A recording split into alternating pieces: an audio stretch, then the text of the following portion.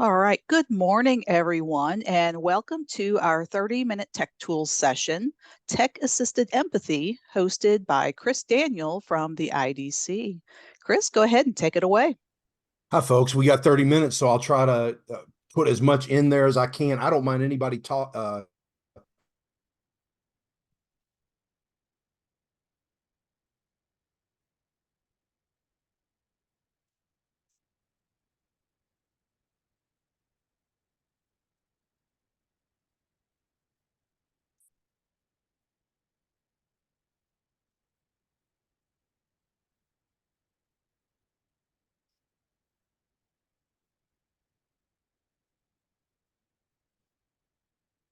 So possibly simple is the wrong adjective. I would probably say straightforward. I hope straightforward is more of maybe a better descriptor. But when I was asked to do this, I thought about what are the major points. And this is a host and not a butler or a maid. We're not our students butlers or maids. But please understand that. But the idea is that we are, in terms of our hosts, in terms of the services we provide students, whatever those are, we're the hosts or the guides or the mentors. We're trying to be the helpers. And our students are the people that we want to help. They're our guests, and we want to make that experience the best that we can for them. And sometimes in so doing, we lose sight of certain things. We lose sight of individuals with their own perspectives, their needs, and their varied abilities and their varied gifts and strengths, right? So when you invite somebody into your house, we try to think about how can we best accommodate those folks. Now, they're not moving in forever, but they're staying a while. So that's like an overarching theme, at least in my head, and I'm glad to know your perspective as well. I also believe how we do any one thing can sometimes lead folks to believe that that's how we do everything. So we should pay attention to certain aspects, especially when it comes to digital resources or online delivery, hybrid delivery, or face-to-face delivery, where we rely on digital components. It's important to kind of recognize that what we do there can really reflect on the rest of a course or learning experience for students. Consider those folks who are differently abled, who have different needs. They need to know what resources are available to them on campus. We should do a good job of not only doing that, but being very personable and communicating that we're ready to help connect them with what they need to be successful. Most people on this campus try to do that. And then there are tools we can easily leverage to provide ready access to students who may need them. So let's get into it. Again, don't mind if you break in, but here are the action items I'm going to try to show. We'll talk about accessibility in a second, but it's the most important element, especially in online course design in terms of all the digital stuff. We have to make sure those things are accessible. We can't do all the job. If we select a tool that has problems, we're not going to fix that particular piece of software. But in terms of our digital resources that we create and curate for a course, we absolutely should and can. An introduction, a powerful introduction is, and a sincere introduction is very important in an online course. That's evidence-based. And I find that people who do perfunctory introductions tend to have, lukewarm reception a lot of times, or a good introduction of self and the opportunity to allow students to introduce themselves. Even in a face-to-face course, we can leverage digital tools for doing that. It makes the learning experience better and more cohesion, you'll find among your students. And we have to make sure, this is a topic for another day, like if we really want to get into it, but aligning our learning objectives, or what we believe is worth knowing, stated as specific, measurable, actionable, sometimes time-bound learning objectives, and aligning those to the assessments, assignments, materials, tools in the course is paramount. And not only do we need to have that for ourselves, we don't need to teach with that, but to show students, why are you in this course? What's it going to be worth to you in the long run? And what's it worth to you in terms of mastering the content for today is crucial. Getting students to buy into that as much as we can is important, and aligning everything to those goals and objectives is important. And one way of doing that, it's not new, but we're trying to emphasize this, is by creating a document called a course map. I'll show what one looks like. Again, if you want to get into really doing one, let me know. We can help assist with that. And moving forward, we really need to start thinking about doing that for every, especially online or hybrid course that we have. Last thing that we'll talk about is consider alternatives for those who need them. Some people need, and a lot of times when we talk about accommodations, we talk about extending time on exams, but there may be other needs that these students are going to come to you with, formal or informal. And a lot of times how we think about our assignments, assessments, and activities can really change that student's experience if we can offer them an alternative or offer them another means of receiving that information or expressing how they have received the information. So a little bit on that. So I'm going to try to get through all that in just the few minutes that we have left. Let's start off with accessibility. Accessibility comes down to making accessible documents, checking old documents, and providing good resources for and tools and materials that are accessible. So I'm going to talk about how to make a good accessible document right now. I'm going to break out into Word. Can you all see my Word screen? First of all, before we do any work in Word, before we start typing the first letter, our styles is a good way to get started with accessibility. You can use the styles that are canned here already. Use title for your title. Use heading 1 for your first level heading. Use heading 2 for your second level heading. Subtitles with a subtitle heading. All of these are defined. You can create different styles. There are also styles for emphasis. We should use that in the place of making bold or italics, because the way that marks behind the scenes, the markup behind the scenes in terms of that document allows a screen reader to target in on that's a key word that you want to emphasize. Now, if you don't like the font face, font size, or color of any of these, it's real easy to change. We can right click on a particular style and we can go to modify. We can make that change. We can base it on another style. We can make the font face change. We can make the color change. And then we can say new documents will be based on the template that you created. And you're done. Once you save your document for the first time, you're done forever in Word. The Word documents you make going forward will adhere to the style that you have. And it's really important because if I have style,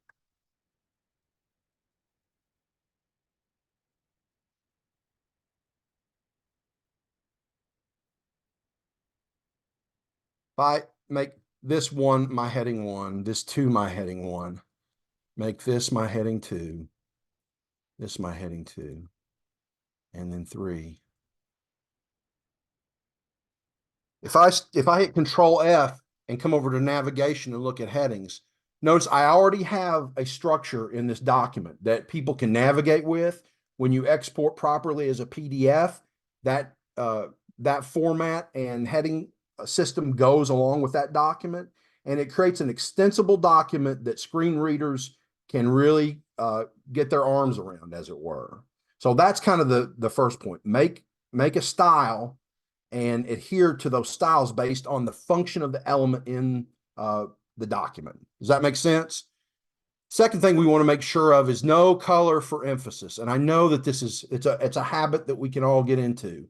But remember, we have lots of folks with red-green color blindness. We have other types of color blindness, and using a lot of color, especially where that denotes any form of significance, we have to try to stay away from that. Use your emphasis style. That's the best way to get around that.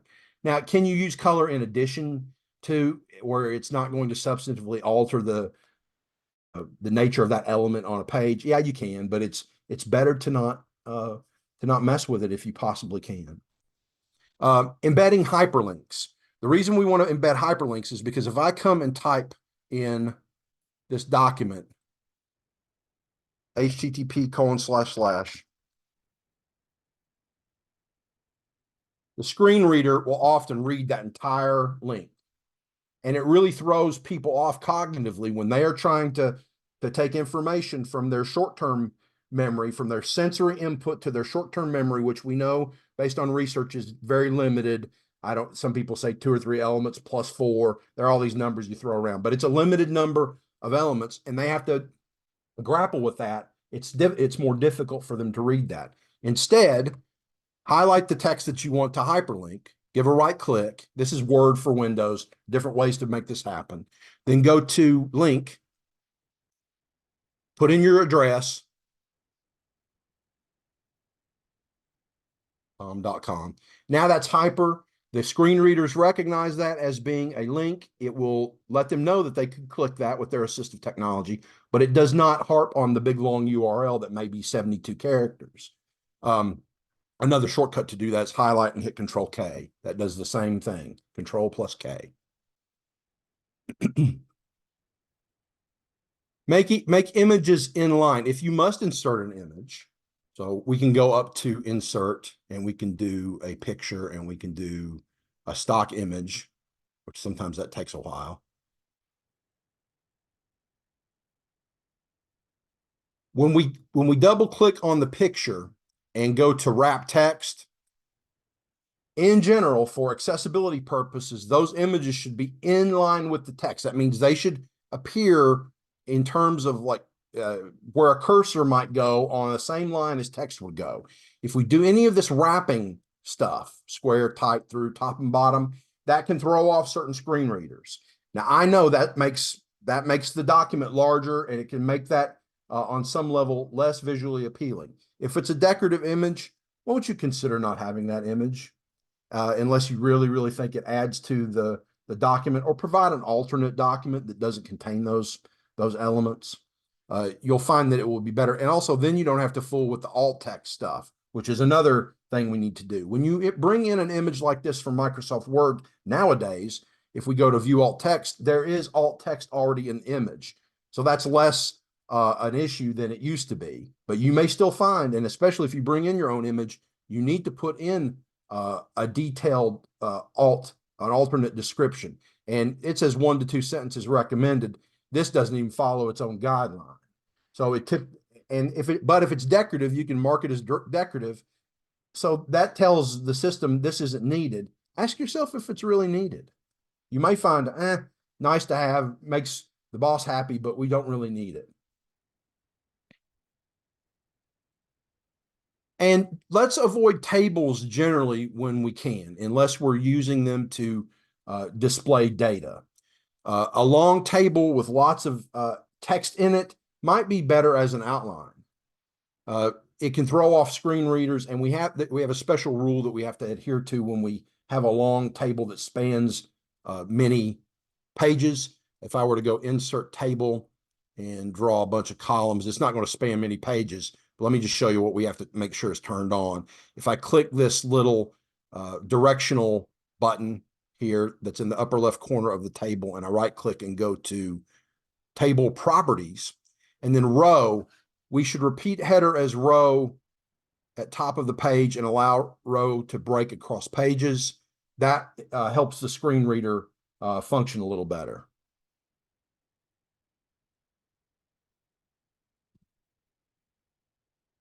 Let's talk about checking old documents. So I like the embedded accessibility checker in the desktop version of Word. It gives me a little bit better report. I'm going to go to a document that I already have going, it's a dummy document. And I'm going to go, and I made it using ChatGPT. So I went to File and Info just to check it out. And then you can go to Inspect Document. What kinds of issues do we want to check for? Check accessibility. When we do that, we will get an automatic report of the things that we should consider fixing in our document. If we do that, we are making great strides to making that an accessible document for everybody, whether they use a screen reader, whether they use, they have some different abilities. That goes a long way towards helping them, especially if they need to use assistive technology. So it's telling me I'm missing an object description picture 1. So if I click picture 1, it's going to highlight the picture for me. So if I go back, it highlights it. And then it can give me the steps that I need to take, both adding a description, or I could just mark it as decorative. Then that goes away. So all my issues were wrapped up in that picture. Now, that's not the whole story, because look, I have a non-embedded link. For some reason, it didn't pick up on that.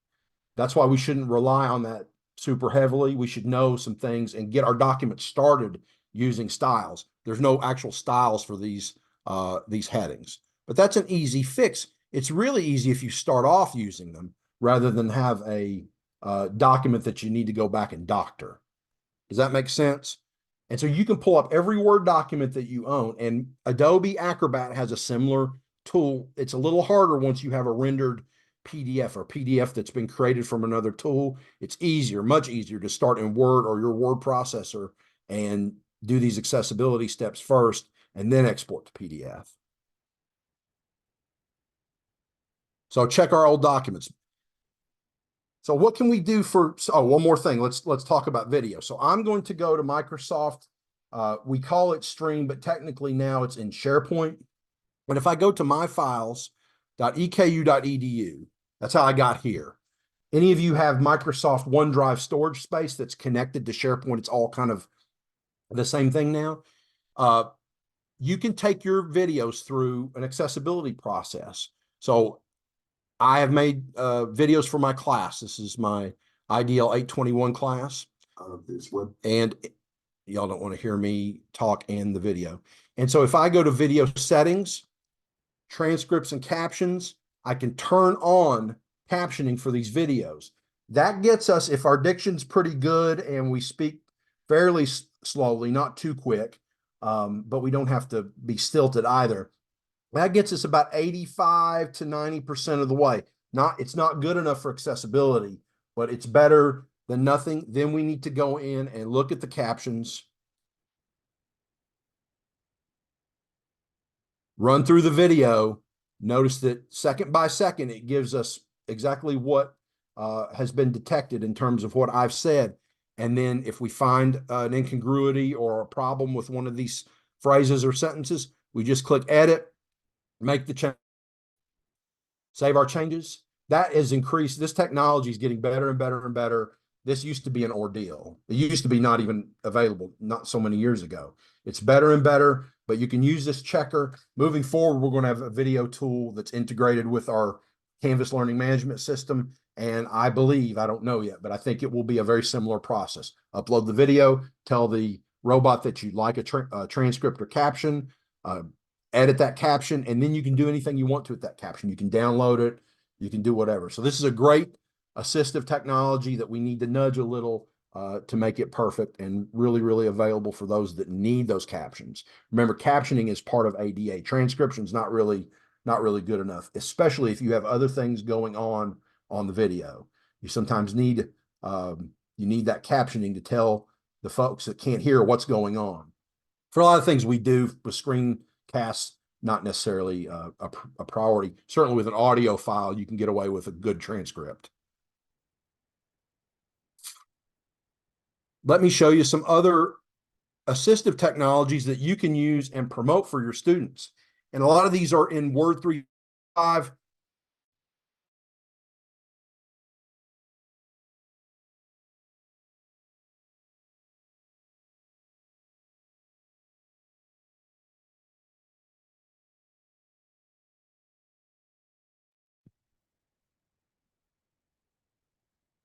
Chris, you froze up there, so give it a second and then let's restart the dialogue.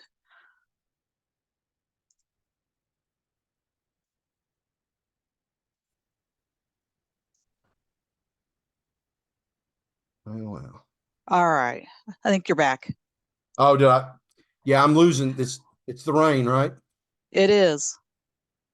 So I'm trying to show the assistive reader, and now I'm actually able to access the document that I want. You've created a good document with headings, and you've watched the decorative images. You can give your students this document in Office 365. They can access it on many devices, certainly on a desktop computer, and you can go to Review. Is it in Review or is it Home? Or is it in View? Oh, sorry, it's View. Sorry, folks. Immersive Reader. And now they have a bevy of tools that they can use to make this document more accessible to themselves and however they want to do that. They can hit play and have a voice read the document. Introduction.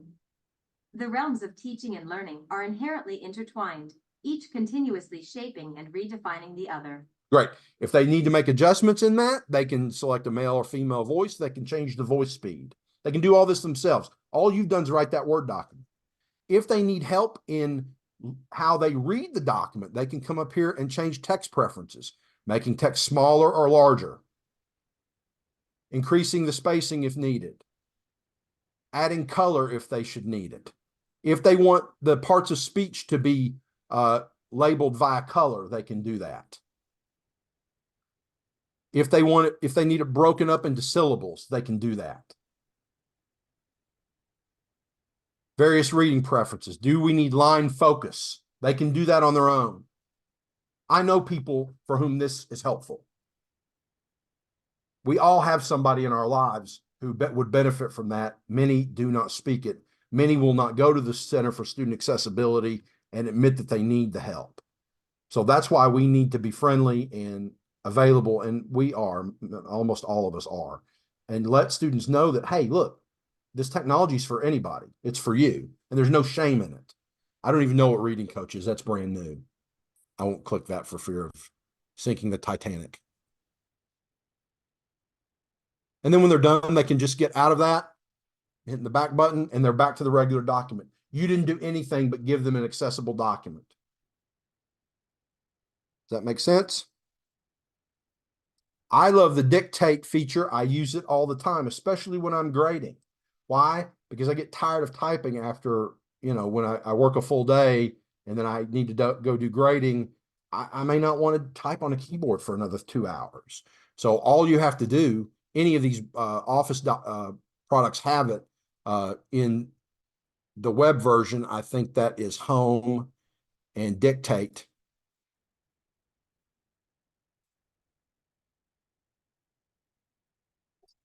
Now, yeah, because I'm in a Zoom session, that won't work. But if I hit start dictation and just start talking, and you can type as you talk. If you leave the window for another window, it turns off dictation, which is probably a good thing.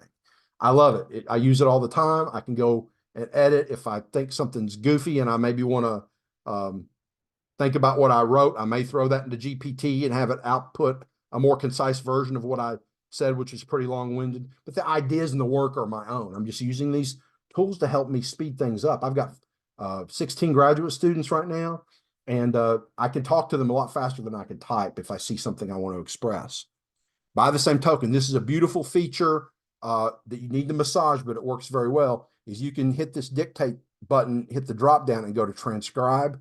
You can upload, I think, 300 minutes a month, M4A or MP4 audio, and get a transcript of that. And the transcript can be timestamped, and it also differentiates different speakers. That works fairly well. Again, it's not perfect. It's probably 85, 90%. You can massage it, and then you've got a transcript. And you can take a video that you've recorded, convert that to M4A or MP4, throw it in this tool, and you will get a good transcript that you can work from. And I've used that before multiple times. It's done very well. How am I doing on time? I'm getting close.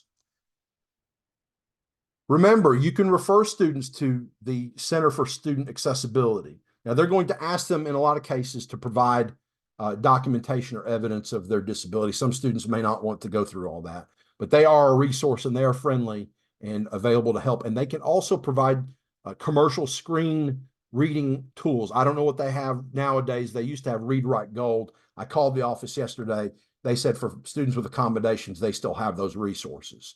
So get them in touch, or just let them know that it's there, and they'll make the call. They are adults, but they're new adults, right? Last thing, I want to just talk about the concept of a course map. Why do I like the course map concept? Because it is a blueprint of everything that's going on in a course in terms of the alignment of greater course learning objectives to module or unit learning objectives, and the assessments, activities, and learning materials that work in support of those objectives. It's a requirement for Quality Matters version 7. So any course that undergoes an actual official review, we do informal reviewing right now. I hope that will change. But a formal reviewed online or hybrid course requires this course map. This is one expression of a course map from Beth Apodaca of New Mexico State, and it's a beautiful diagram of how all that works. At the top, we're identifying the course. We're listing the course learning outcomes of the course objectives. We are then aligning those to the module level objectives. So for every course level objective, if we don't have a module objective that works in support of it, are we saying this is really a course objective? By the same token, if we have module level objectives here, which note that in parentheses, we're referencing the course level objective with each of the module objectives. If we're not assessing for it, do we really have a module learning objective? Maybe not, probably not. And then what activities, and sort of working backwards, this could be in a different order, it would be fine. But working backwards from the objectives, how are we assessing those objectives? And then when we know how we're assessing for them, what activities and materials are we using to support those? And also what tools? Usually the LMS is the main tool. Obviously, most of the time, those work in support of whatever we're doing.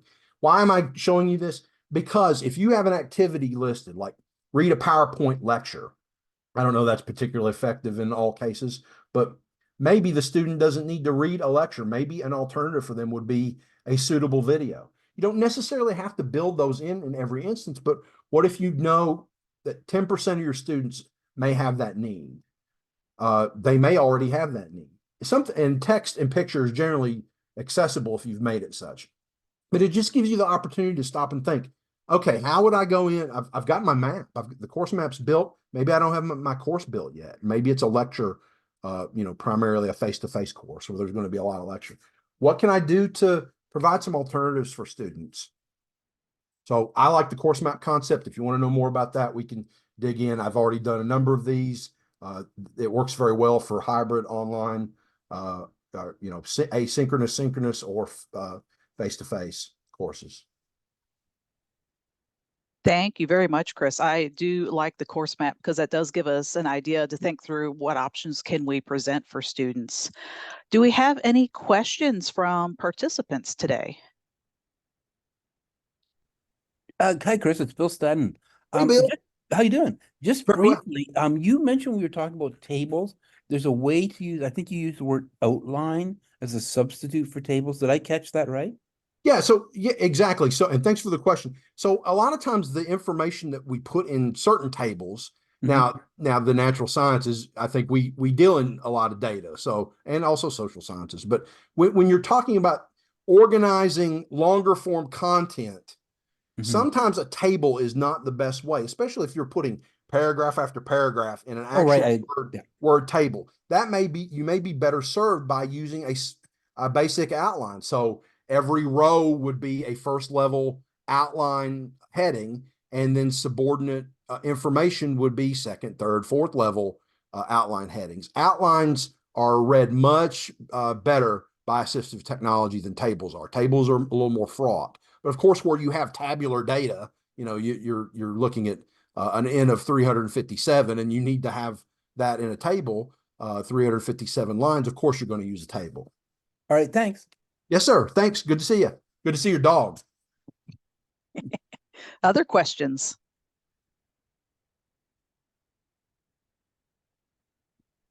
Okay, I have questions. So coming from the sciences, when you have images or graphed data, so specifically, I've got a use case where an instructor has a diagram of the night sky, and she's labeled all these parts of the night sky. How do you provide alt text for something like that, where the learner needs to pick up information from the image? You know what I would probably do, and most good science folks are generally good. Well, many good science folks are good communicators of data, concepts, information. That's why you're in this field as instructors and teachers. I would probably get on the mic and succinctly narrate that table, that diagram, that model. Awesome.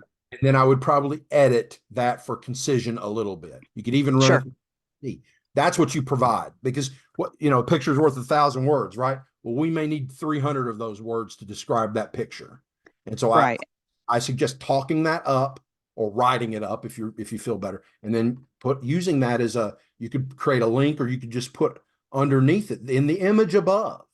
you will see that I'm trying to explain this theory, this phenomenon. And the phenomenon consists of these elements. There are this many parts. And here's why this image, this diagram serves as a symbol and a representation of these concepts. Just talk it up. That's one way. That's the way I like.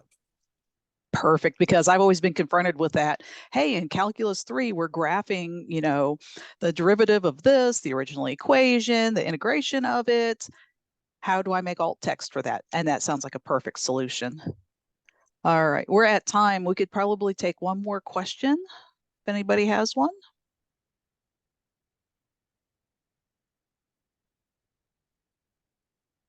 All right. If not, thank you so much, Chris. I thought I was on top of the accessibility game, and yet I learned a ton in the last 30 minutes. So we appreciate your time on this subject. You're very kind. Sorry for the connection issues. And just remember, we're here to help. We love helping faculty, staff, and students. So please let me or any of the instructional designers in the IDC let us know how we can be helpful. All right. Thank you, Chris. Everybody have a great day. Thank you. Chris, I have a question.